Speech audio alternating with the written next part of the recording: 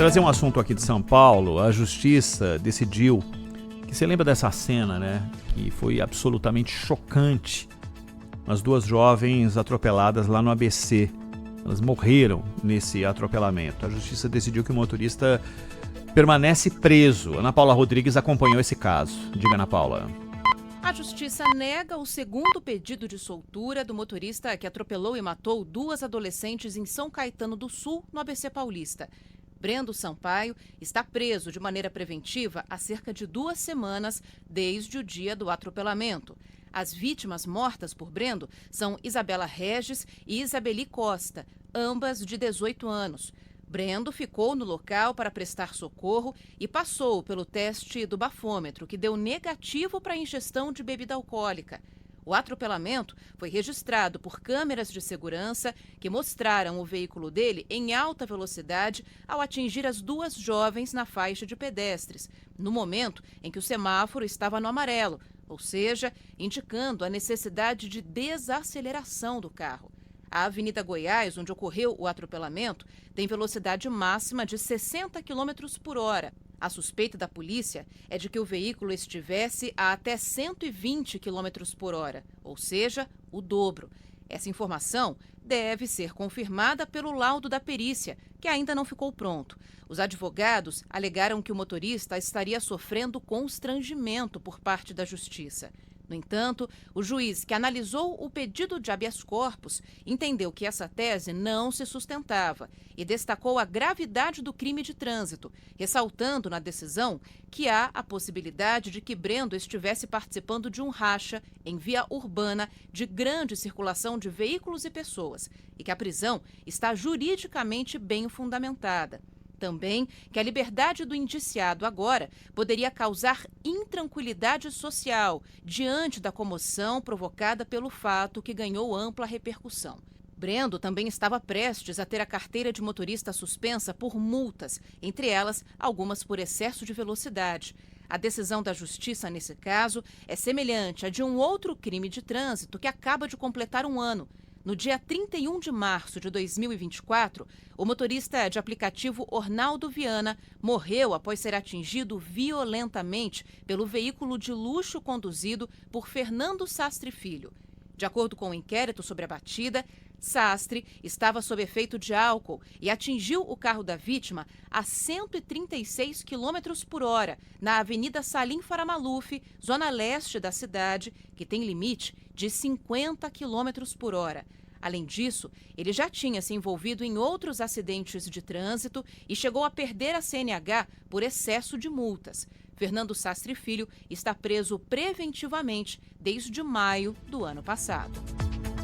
Uma coisa que é certa, viu, Zaidan, nesses crimes de trânsito, quando o motorista assume o risco de matar pessoas, seja por consumo de álcool, por excesso de velocidade, pelo consumo de algum tipo de substância que torna a direção perigosa, ou seja, ele pode não ter querido fazer aquilo, mas ele assumiu o risco de fazê-lo, só quando tem algum tipo de repercussão importante na imprensa é que essas pessoas continuam sob cárcere até que haja o julgamento do caso, porque foram inúmeros casos, inúmeras vezes, quando isso não virou notícia, de pessoas que beberam, dirigiram, atropelaram e mataram e saíram pela porta da frente da delegacia. Tá aí mais um caso descrito pela Ana, aquele do ABC, terrível caso da morte das duas jovens, duas amigas, depois desse carro ter assumido a responsabilidade de estar numa velocidade completamente incompatível com a via, ele segue na cadeia.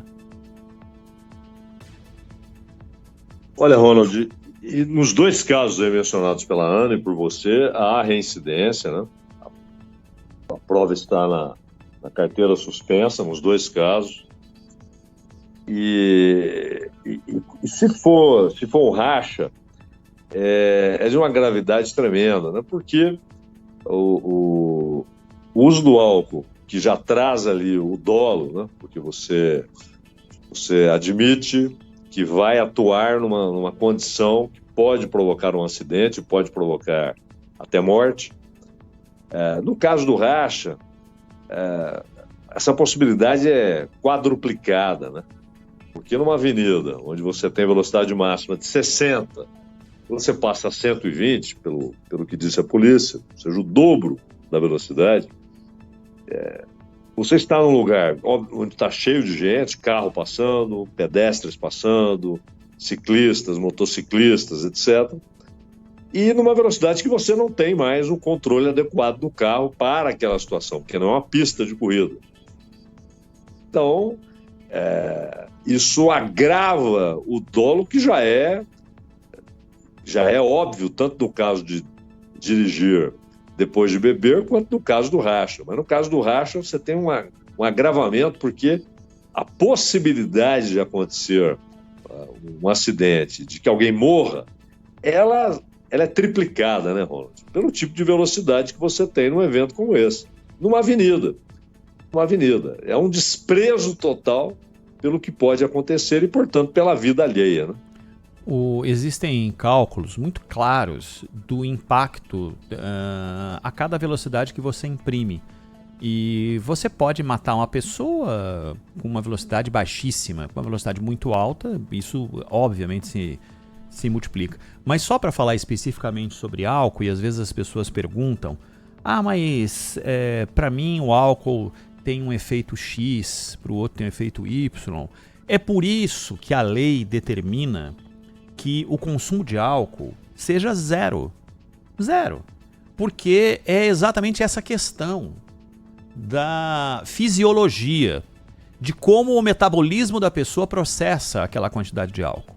Por isso que a lei é claríssima quando diz que a tolerância é zero.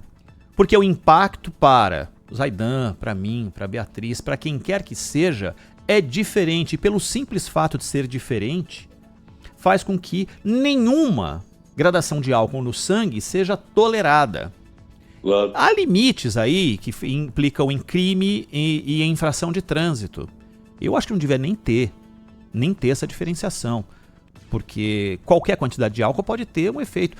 Para mim, uma lata de cerveja tem um efeito que não me permite dirigir de jeito nenhum. Para outras pessoas acham que sim. Mas não pode, não tem na hora o policial vai parar e falar assim, você bebeu, como é que é, hein, para você quando você toma uma lata de cerveja? Isso não existe, pô. Isso não existe. Então não pode. E aí tem um detalhe importantíssimo. Detalhe. O álcool não faz distinção de evento. Pode ser na balada no Itaim, aqui na Manhattan de São Paulo. Pode ser no extremo leste, na cidade Aê Carvalho. Pode ser no extremo sul. Pode ser no Campo Limpo. Pode ser no Jardim Ângela. Pode ser em qualquer lugar. E pode ser num batizado, no aniversário da sua mãe, numa noite de Natal. Tudo tem álcool. Ou pode ter álcool.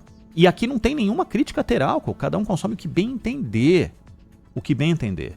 A questão é que para cada pessoa é um impacto diferente. E por isso que isso não tem tolerância. E por isso que tem que ser crime para todas as pessoas que assumem esse risco. Não tem essa de, para mim, o álcool tem um efeito menor. Se não for desse jeito e não houver essa consciência coletiva de que o álcool é danoso para a direção e pode provocar uma morte, a gente nunca vai conseguir chegar no ponto final disso tudo, que deveria ser, que é não ter nenhum perigo de você andar na rua e ter alguém bêbado dirigindo, viu, Zaidan?